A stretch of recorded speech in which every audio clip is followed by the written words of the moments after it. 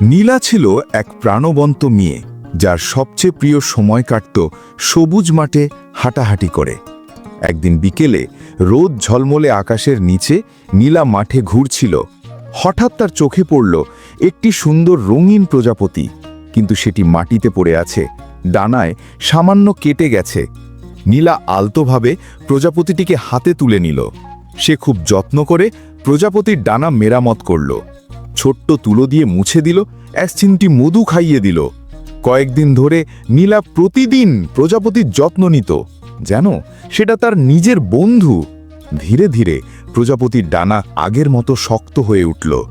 এক সকালে প্রজাপতি নীলার কাঁধে বসে নরম স্বরে বলল, তোমার দয়া আর যত্ন আমাকে নতুন জীবন দিয়েছে।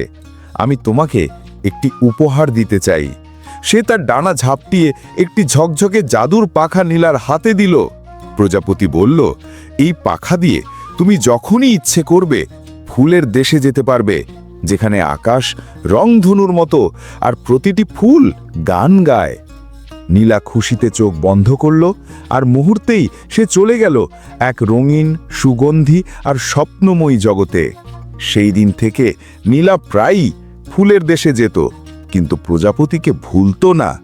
সে জানত আসল জাদু হলো দয়া আর সহানুভূতি। শিক্ষা: সহানুভূতি সব সময় সুন্দর পুরস্কার এনে দেয়।